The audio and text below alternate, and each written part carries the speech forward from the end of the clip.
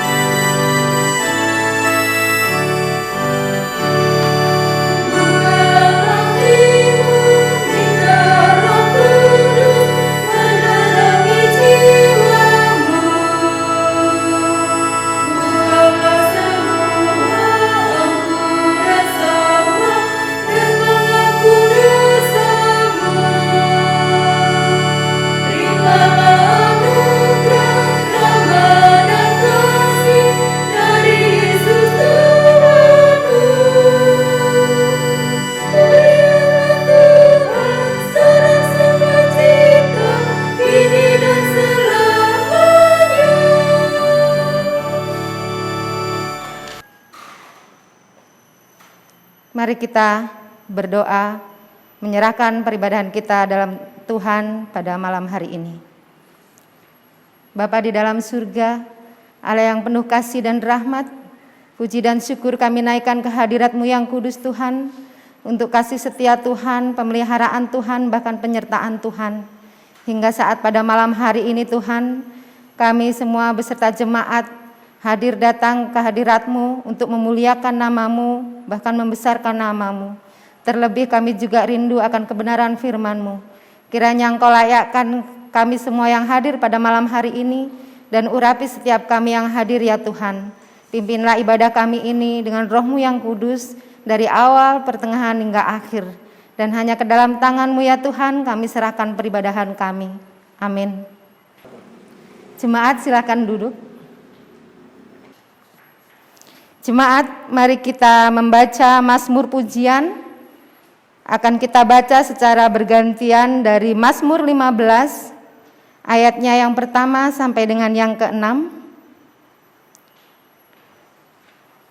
Tuhan, siapa yang boleh menumpang dalam kemah-Mu? Siapa yang boleh diam di gunung-Mu yang kudus? Yaitu Dia yang berlaku tidak bercela, yang melakukan apa yang adil dan yang mengatakan kebenaran dengan segenap hati, yang tidak menyebarkan fitnah dengan lidahnya, yang tidak berbuat jahat terhadap temannya, dan yang tidak menimpakan celaka kepada tetangganya, yang memandang hina orang yang tersingkir, tetapi memuliakan orang yang takut akan Tuhan, yang berpegang pada sumpah walaupun rugi, yang tidak meminjamkan uangnya dengan makan riba, dan tidak menerima suap melawan orang yang tidak bersalah.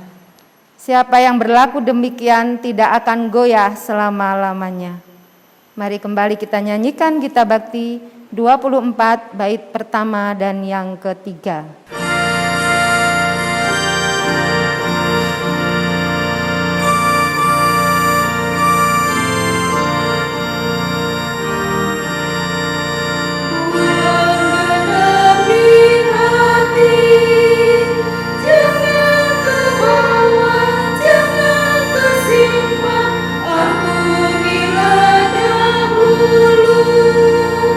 Jika di hati ada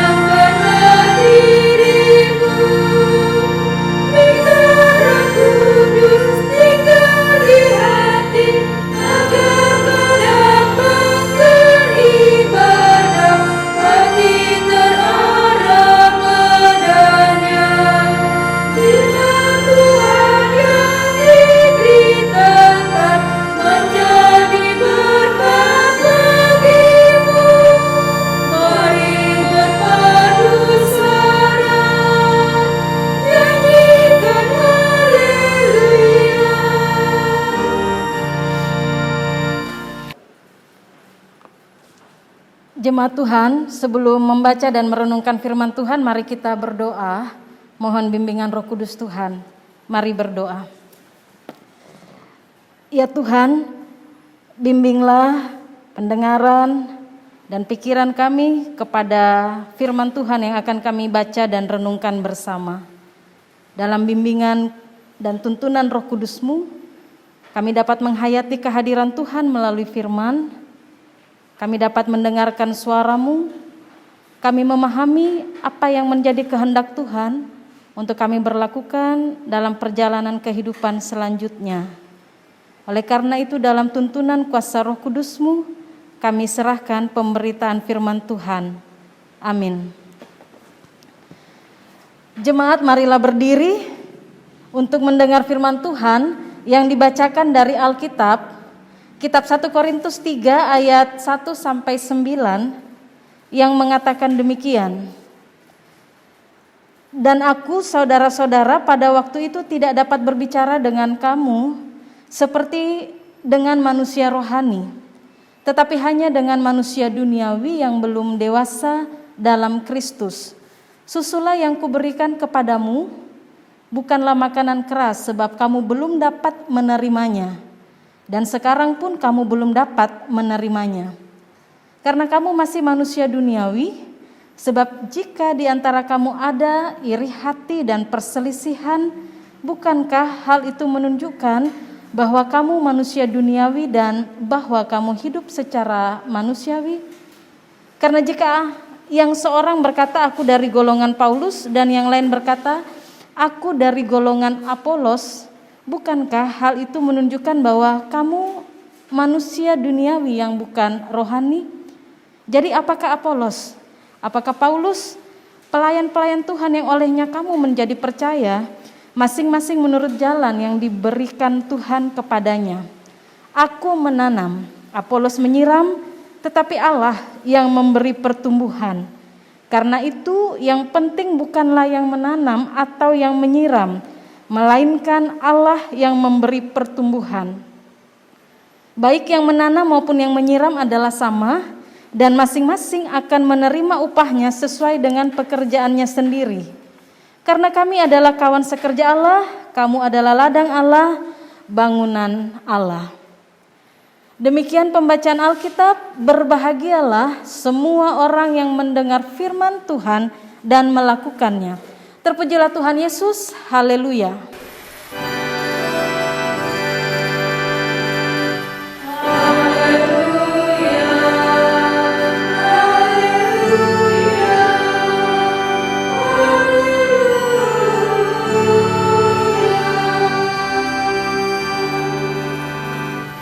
Jemaat disilakan duduk. Jemaat yang dikasihi Tuhan, bacaan ini dimulai dengan keterangan Rasul Paulus di ayat pertama yang menyatakan pada waktu itu, aku tidak dapat berbicara dengan kamu seperti dengan manusia rohani, tetapi hanya dengan manusia duniawi. Perihal manusia duniawi dan rohani, Ibu Bapak itu sudah disebutkan di pasal sebelumnya kalau kita membaca di pasal 2 ayat 13 dan ayat 14. Istilah yang digunakan adalah suke atau nyawa dan pneuma atau roh. Suke merupakan bagian dari manusia secara keseluruhan, termasuk keberadaan manusia yang jahat, berdosa, sedangkan pneuma berarti manusia seutuhnya yang terikat pada Allah, yakni yang didorong atau digerakkan oleh Allah. Manusia yang bersekutu dengan Allah. Dan dari kata itu kemudian ada yang disebut dengan sukikos yang digunakan untuk menunjuk pada manusia duniawi yang minat-minatnya pada kehidupan fisik, oleh karena itu tidak dapat menangkap kebenaran rohani. Sedangkan lawan dari itu adalah pneumatikos yang menunjuk pada manusia rohani yang selalu memahami kebenaran-kebenaran rohani. Bapak Ibu Saudara, masih di ayat 1 jika disebutkan bahwa Paulus pada waktu itu sedang berbicara dengan kamu, yaitu jemaat di Korintus itu sebagai manusia duniawi, maksudnya menyampaikan tentang keadaan mereka yang sedang jauh dari kehendak Allah. Dan memang juga dituliskan ibu bapak di situ tindakan yang seperti apa yang jauh dari kehendak Allah. Masih ada iri hati, masih ada perselisihan, dan masih ada perpecahan karena menempatkan diri pada pemimpin-pemimpin yang Allah hadirkan di tengah mereka. Itu bisa dilihat pada ayat 3 dan ayat keempat. Dalam kondisi yang terjadi pada waktu itu, Rasul Paulus menyampaikan bahwa situasi mereka berada dalam atau sebagai manusia duniawi, maka yang diberikan itu susu, bukan makanan keras. Maksudnya bahwa Paulus hadir dengan kandungan pengajaran atau pemberitaannya yang sedikit lebih lembut agar mereka dapat menerimanya. Dan kondisi jemaat yang disebut dengan manusia duniawi itu juga, Bapak Ibu, saudara-saudara, itu dipahami sebagai orang-orang yang belum dewasa di dalam iman. Selanjutnya kalau kita melihat Bapak Ibu, kehidupan jemaat lebih spesifik yang duniawi itu nyata dengan kehadiran dua golongan yang berbeda di tengah jemaat. Ayat 4 menyebutkan ada golongan Paulus dan juga ada golongan Apolos. Dua golongan ini adalah rasul yang memimpin. Kalau kita membaca di kitab 1 Korintus 1 ayat 12, Rasul Paulus menyampaikan tidak hanya dua kelompok, tetapi di situ ada 4, ada Paulus, Apolos, Kefas, dan juga Kristus. Kalau Paulus ini jelas pemberita Injil, Apolos terkenal dengan kemampuan berbicaranya di depan umum dan berdebat dengan mereka yang melawan Injil Kristus. Kalaupun ada kelompok lain yang disebutkan dengan Kefas, murid terdekat Yesus sejak semula. Persoalannya jemaat Tuhan dengan golongan-golongan yang ada di Korintus itu membuat semangat hidup berkelompok jemaat pun semakin nyata. Iri hati karena pemimpin-pemimpin itu dan perselisihan di antara mereka, bahkan pemujaan terhadap pemimpin-pemimpin manusia di jemaat pun semakin terjadi. Oleh karena itu Rasul Paulus mengajak mereka memahami kehadiran golongan-golongan tersebut itu secara sederhana, yaitu dengan menggunakan pekerjaan dari para pekerja di kebun. Kalau kita melihat di situ dikatakan ada yang menanam dan ada yang menyiram. Bapak Ibu, dengan kehadiran golongan dan juga pekerjaan yang dipakai dari pekerjaan kebun itu, beberapa hal yang perlu kita perhatikan dari pekerjaan menanam dan menyiram. Bapak Ibu, ini merupakan dua jenis pekerjaan yang jelas berbeda. Menanam dan menyiram itu pekerjaan yang berbeda tapi punya tujuan yang sama, yaitu sama-sama untuk pertumbuhan benih. Kedua, pekerjaan yang berbeda ini, menanam dan menyiram, ini dapat saja terjadi di waktu atau musim yang berbeda. Tidak ada orang yang menyiram sambil menanam, atau sebaliknya, tidak melakukan penanaman benih sambil disiram pada waktu yang sama. Sekalipun pada hari yang sama, pasti ada jeda waktu untuk menanam dan menyiram. Ada hal lain Bapak Ibu ketika melihat pekerjaan menanam dan menyiram ini, bagian ketiga, yaitu bahan utama dari setiap pekerjaan memang jelas berbeda. Yang namanya menyiram yang dibutuhkan adalah air. Sedangkan untuk menanam yang dibutuhkan mungkin bukan air tapi cangkul, benih yang ditanam dan sebagainya. Bagian terakhir dari pekerjaan ini ialah yang harus diketahui keadaan lingkungan di sekitar benih yang ditanam. Untuk pekerjaan menanam dan menyiram itu bisa dirasa berbeda. Kalau menyiram pasti membuat lingkungan di sekitarnya sejuk, adem. Sedangkan untuk menanam bisa saja terlihat biasa atau mungkin terlihat kering. Apabila benih itu tumbuh dengan baik, itu berarti bahwa tidak ada seorang pun yang dapat mengklaim bahwa itu karena pekerjaanku, atau itu karena usahaku, atau mungkin itu karena kehebatanku. Sebab semuanya itu bekerja dengan porsinya atau mengerjakan dengan bagiannya, hanya di dalam waktu yang berbeda saja. Apabila tiba waktu untuk disiram ya disitulah tugas penyiram. Apabila tiba waktu untuk menanam, tentu bukan penyiram lagi yang bekerja, melainkan penanamlah yang mengerjakan bagian itu. Jadi orang yang menanam dan menyiram ini posisinya memang sama, tidak dapat menuntut atau dilihat bahwa haknya yang satu lebih tinggi daripada yang lain. Penanam dan penyiram ini dikaitkan dengan kehadiran golongan, maka golongan-golongan atau kelompok pada waktu itu mau dikatakan bahwa mereka ini hanyalah hamba-hamba Tuhan. Mereka hanyalah instrumen manusia untuk membawa berita tentang kebenaran dan kasih Allah. Dengan menempatkan fungsi dan bagian pekerja di kebun dalam konteks ini, lalu Paulus menegaskan pada ayat terakhir di ayat 8 dan ayat 9 bahwa Bapak Ibu para pekerja memang penting, tetapi bukan mereka yang menentukan pertumbuhan benih. Jadi mereka bisa saja bekerja secara aktif, namun penentuannya itu ada pada Tuhan. Pekerja atau pelayan Tuhan di jemaat ditempatkan selama satu periode pelayanan. Bisa sampai 4 atau 5 tahun. Dalam kurun waktu tersebut mungkin belum bisa dilihat pertumbuhannya, karena masih menunggu proses sekian waktu, sekian bulan, sekian tahun dan waktu-waktu berikutnya. Apabila bertumbuh di waktu-waktu berikutnya, maka pertumbuhan itu memang datangnya dari Tuhan. Kalau begitu, mengapa harus tetap mempertahankan kelompok atau pekerja, golongan-golongan yang hadir dalam persekutuan jemaat? Itu hanya benih perpecahan. Harus Allah yang utama. Hari ini ketika kita merenungkan bagian dari kitab 1 Korintus 3 ayat 1 sampai 9 ini di bawah tema iri hati dan perselisihan tanda manusia duniawi. Pemberitaan firman Tuhan jelas mengajak kita untuk tidak memiliki pola hidup manusia duniawi.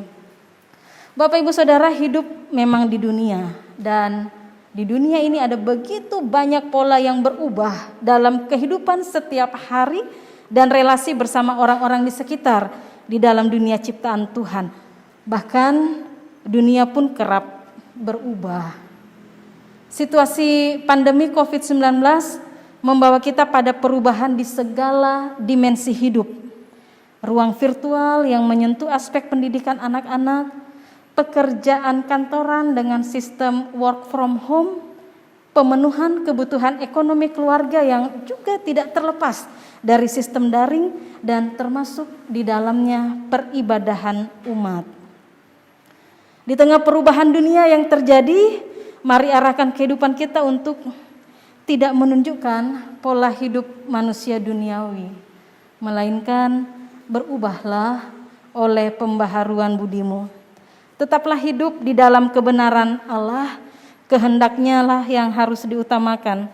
Kalau kehendak Allah yang utama, maka iri hati, perselisihan, dan bentuk-bentuk kehidupan daging atau kehidupan duniawi yang disebutkan pasti akan reda. Dan perpecahan pun dapat lenyap karena anak-anak Tuhan hidup bersama dalam satu persekutuan yang indah dan kudus. Berikutnya Bapak Ibu, untuk kita boleh melihat dalam perjalanan hidup kita selanjutnya, pekerjaan menanam dan menyiram yang disampaikan oleh Paulus, mari kita lihat dalam perjalanan kehidupan gereja yang Tuhan hadirkan di tengah dunia. Pekerjaan menyiram, menanam ini mau menunjukkan tentang kekuasaan Tuhan yang mengutus para pelayannya. Dengan tugas khusus darinya, realitas dalam berpelayanan atau bergereja adalah masing-masing pelayan Tuhan itu mengerjakan tugas yang berbeda di dalam masa atau dalam waktu yang berbeda. Situasi di Korintus yang terjadi perpecahan karena kehadiran pemimpin yang melayani. Bapak Ibu Saudara, bukankah itu juga menjadi dapat saja menjadi situasi gereja di masa kini? Terkadang sangat memuja pelayan yang melayani sehingga sulit move on dalam tanda kutip. sulit move on untuk ke pelayan lain yang Tuhan hadirkan. Nah, itu baru dari sisi pelayan. Apalagi ditambah kata untuk melihat bentuk pelayanan yang berbeda dari periode sebelumnya ke periode yang baru. 5 tahun sebelum melayani dan 5 tahun yang akan berjalan di depan, Bapak Ibu, waktunya saja sudah berbeda dan pekerjaan masing-masing pelayan juga berbeda. Kalau yang dibuat itu sama, menyiram terus tanpa ada yang ditanam atau menanam terus tanpa menyiram, maka di mana perubahan yang dapat terjadi untuk menuju kepada arah yang lebih baik? Dalam situasi pandemi, panggilan dan pengutusan gereja yang menggunakan pola daring pasti berbeda dengan 5 atau 10 atau tahun-tahun sebelumnya yang tidak berada pada masa pandemi. Saya mengutip tulisan tentang eklesiologi pandemi atau gereja di masa pandemi, mengatakan bahwa eklesiologi pandemi menjangkau semakin meluas pelayanan di luar tembok-tembok gereja, perlu melalui ruang virtual yang terbuka dan itu tidak bersifat temporer hanya karena situasi ini lalu selesai. Tetapi situasi ini sekaligus merupakan awal dari ciri masa depan gereja. Oleh karena itu, jika kita berjumpa dengan pelayanan yang berbeda, waktu yang terus berjalan, maka betullah ketika kita dikuatkan dengan pemberitaan firman Tuhan, untuk apalagi kita melihat kepada pelayan yang bekerja. Lihatlah dan bertumbuhlah karena pewartaan kasih dan cinta Tuhan yang disampaikan dalam karya layan para pelayannya. Baiklah, kita sebagai jemaat semakin dewasa untuk melihat perubahan ini dan tidak terus menerima makanan susu, supaya Bapak Ibu Saudara kita semua semakin kuat dan bertambah teguh mengarahkan kehidupan pada kehendak Allah. Amin. Jemaat, mari menyanyi dari PKJ 37.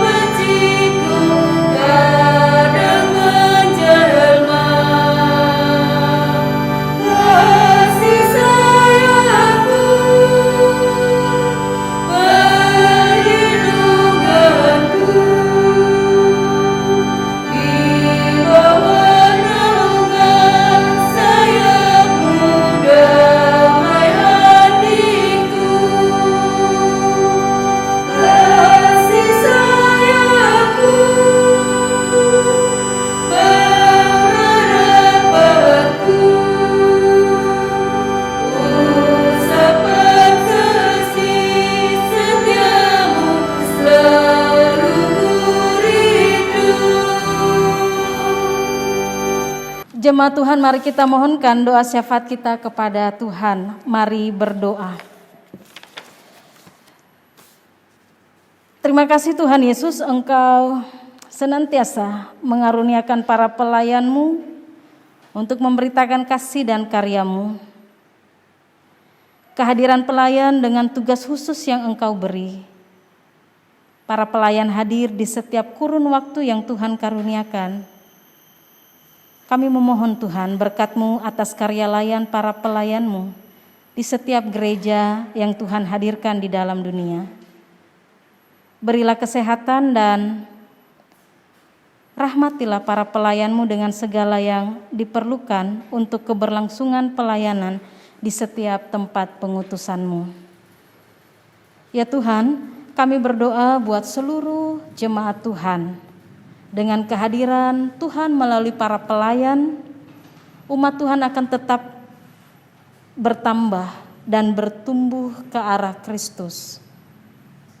Tuhan mampukan seluruh umat Tuhan agar tetap hidup sebagai manusia yang senantiasa dituntun oleh kuasa Roh Tuhan, sehingga kebenaran dan kehendak Allah lah yang akan diutamakan dalam perjalanan kehidupan ke depan, baik di tengah keluarga, di tengah gereja persekutuan jemaat-Mu, di tengah masyarakat, dan di tengah dunia ciptaan Tuhan.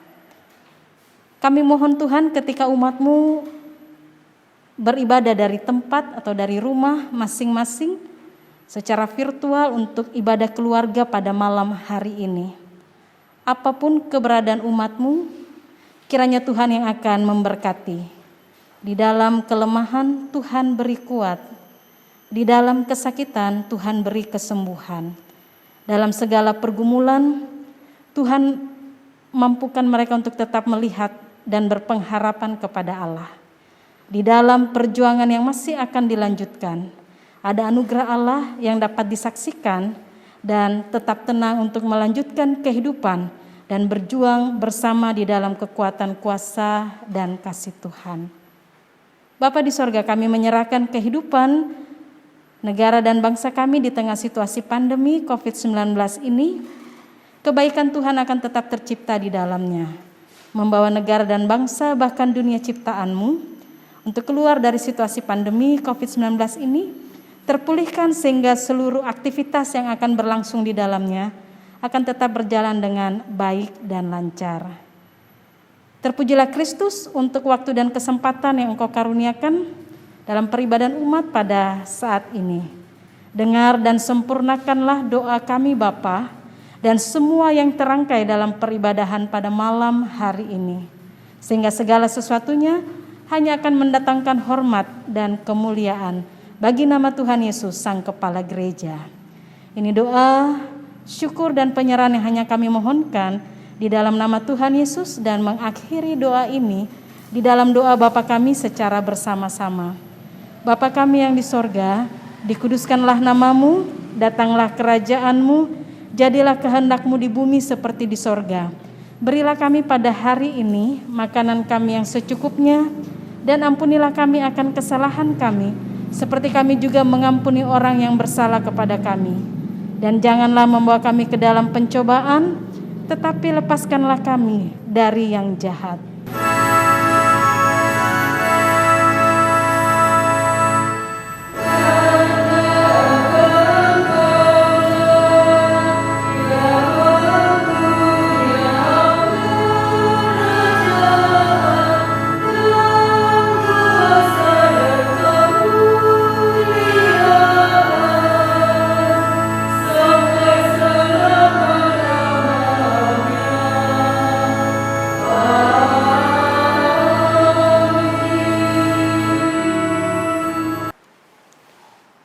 Jemaat, marilah kita mengungkapkan syukur dengan hati penuh dan tangan kita. Pemberian kita ditentukan bagi kemuliaan namanya. Tuhan memberkati pemberian saudara. Mari kita iringi dengan menyanyikan Kidung Jemaat 396 bait pertama dan yang ketiga.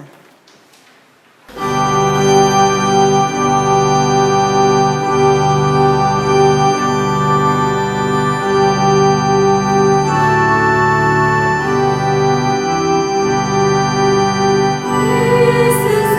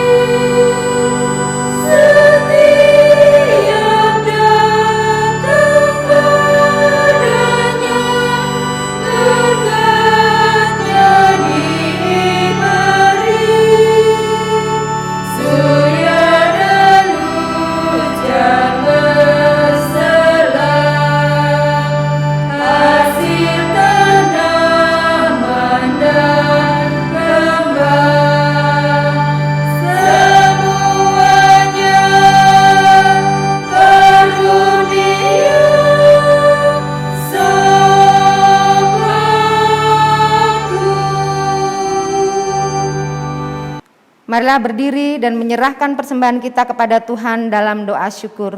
Mari kita berdoa. Bapa, terima kasih untuk kasih Tuhan yang Tuhan berikan kepada kami melalui berkat-berkat yang kami terima dalam kehidupan kami. Sehingga pada malam hari ini Tuhan, kami jemaat-Mu mampu memberikan persembahan.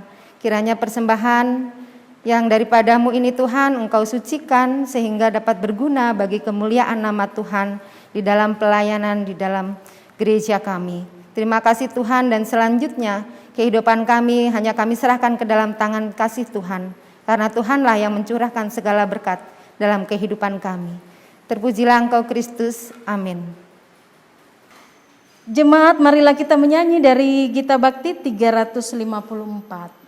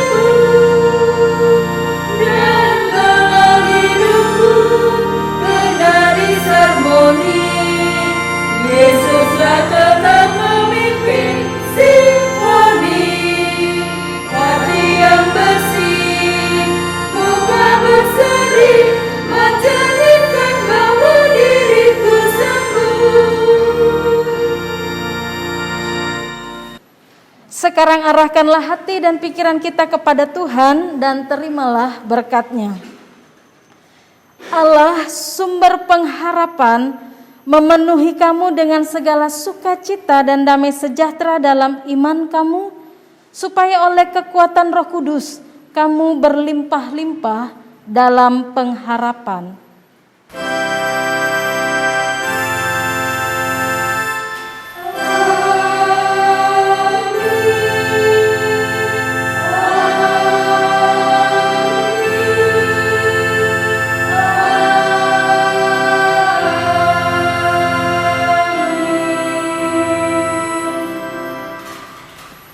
Ibadah keluarga telah selesai. Selamat malam Bapak Ibu Saudara, Tuhan Yesus memberkati.